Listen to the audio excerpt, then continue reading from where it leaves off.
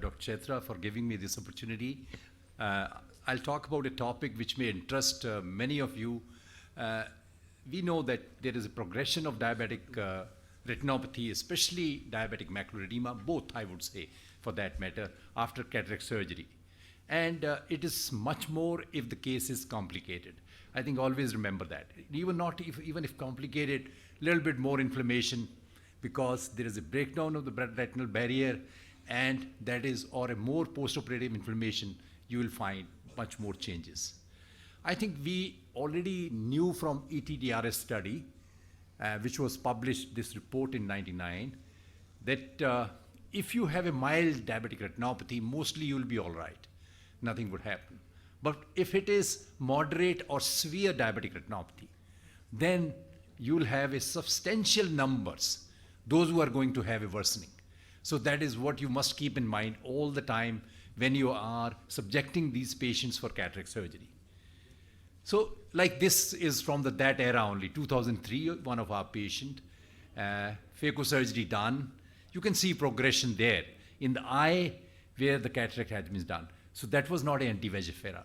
We used to rely on lasers, and you can see became 2100, and down the line it did dry up and something like 2080. So I think the question is that we already know it the way perhaps she was before surgery. And you look at that angiogram in the right eye, so she didn't have that much retinopathy.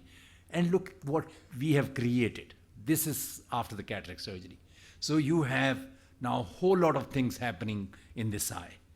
And so I think we had enough evidence. I have talked about this. One is surgical inexperience lead to the progression of diabetic retinopathy.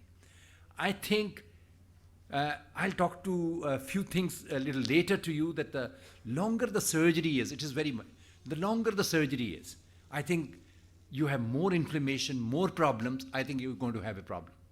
So you need to be a absolutely excellent cataract surgeon if you want to operate a case who has a diabetic retinopathy, diabetic macular edema. Otherwise, I think it's going to be a problem.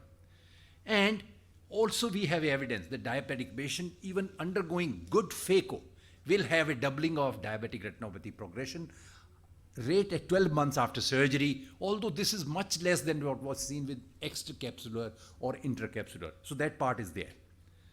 So this is the recent evidence. This is from almost entire United Kingdom data. You see, exactly same what ETDRS said. You have risk of treatment requiring DME increased sharply 3 to 6 months after cataract surgery for all grades of diabetic retinopathy. But exactly same what ETDRS reported in '99. In 2017, that is true, that with moderate and severe, you have particularly high risk. So that is what is very, very important to know.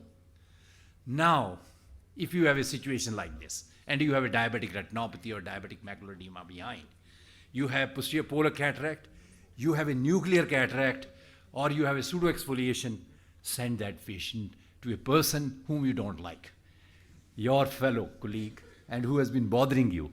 Let him get the stick, because that is definitely going to worsen. So, and if there is a complication, then it is like this.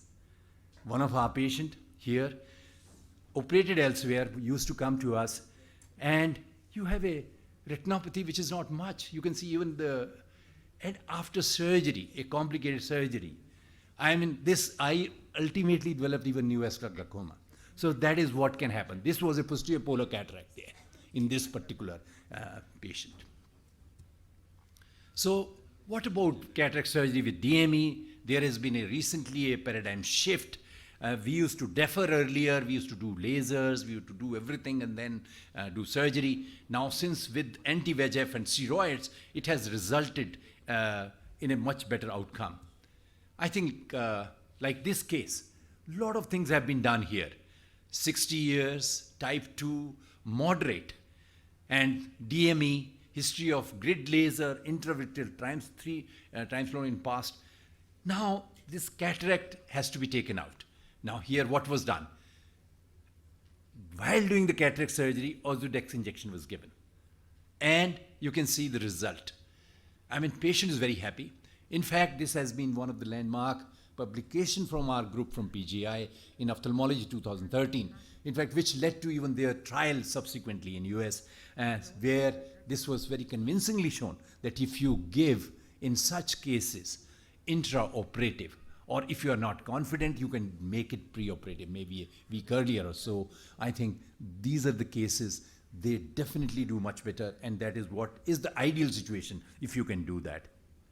So recommendation would be achieve good metabolic control, use topical NSAIDs and steroids for longer time. I think we have trivialized cataract surgery altogether. We give drops for a few days. I don't know why we feel so great about it, but not in diabetics. Give also steroids for longer time. Bring down that inflammation. You know steroids otherwise also work. So don't do that. And perform an excellent phacosurgery. And avoid multifocal IO. I have a problem. Being a purely retina person, I see these multifocal IOLs being put to these diabetic retinopathy patients. They do so worse, they have nothing then. You use anything, they'll not improve. They'll be in the worst situation. And so is some of them putting, even for, I'm going digressing, for AMD patient with Brussels. Later on, they develop CNVM and they have had it for life. Because then, so don't do that kind of thing. Pre-op or per-op intravitreal Avastin, Lucentis, triamcinolone, even in a patient who can't afford Ozurdex. Of course, Ozurdex would be the best if you can, if the patient can afford. They will improve the final outcome. So there's a lot of evidence. So always inform the patient. Likely decrease in visual acuity after cataract surgery, especially if there is moderate to severe pre-op NPDR changes or DME. How many of us we do that? Perhaps we don't do it. But I do all the time, because when I send to the cataract person, that maybe you're going to go down, or if you can afford injection or do an injection of Ozurdex, you might do still fine. And treat DME before and after cataract surgery aggressively. Again, you have to do everything in them.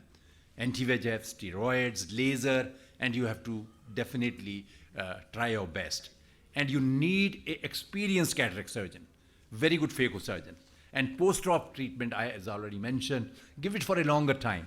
Give the NSAIDs and topical steroids for longer time. They'll do much better. I have shown in those cases there where they worsened finally. Thank you very much.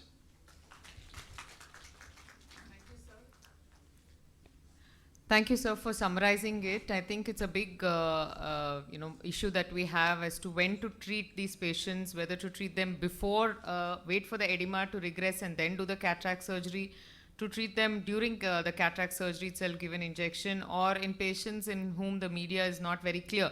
You really don't know. If the patient has a mature cataract, you still don't know whether to give it immediate post-op period.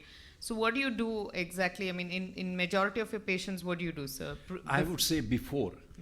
If you are not confident on the table, or your phacosurgeon is not confident, we had a very we have mostly confident surgeons, those who give on the table just before they do phaco, they give it. Otherwise, you can give a week before.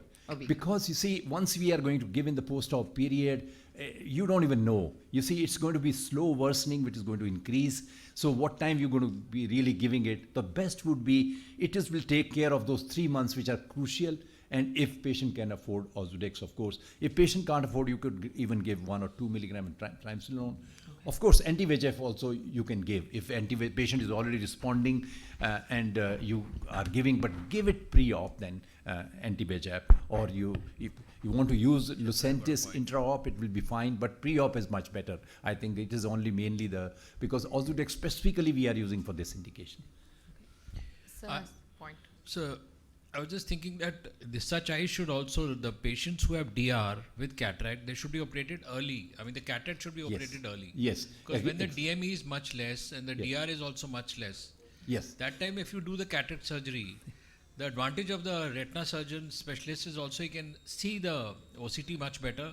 He can do the octa or whatever angiography and then accordingly decide the anti-VEGF laser treatment. Exactly. We should wait for the cataract to get to... Yes, yes. If there's a diabetic patient, he has a cataract. If it is a mild or retinopathy, but if he has a cataract, I think it makes a sense.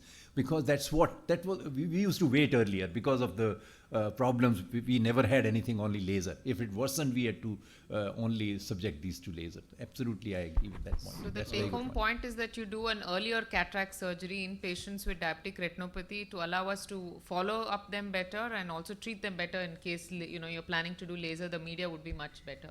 The question is, how do you plan this management of DME in patients in whom the cataract is so advanced? Glaucoma opinion. Glaucoma consultation or an opinion before steroids. Show of hands, please. How many of you all don't just go ahead and give steroid? Okay, the braver lot, I think. I think we have the luxury because you're at an institute, you actually have a department to send to, but if you're an individual practitioner, you'll have to, handle it entirely. No, but my question to you is, how will glaucoma surgeon on the face of it evaluate that this patient should If not there's be? already pre-existing and the patient has different, if the patient is still not known, so you don't know about these steroid responders. Yeah. I'm just talking about pre-existing. Yeah, glaucoma suspect. It only helps you keep a closer watch on these patients. That's, I think, a big advantage of getting an opinion. For that matter, diabetic patients often have POAG. Their target pressure is usually 15. They can't tolerate pressure of more than 15. They go into some degree of pale discs and AION. So we don't like to keep pressures of more than 15. I usually start brimonidine on many of my patients who go above 50. Because the discs have to be seen besides the macula.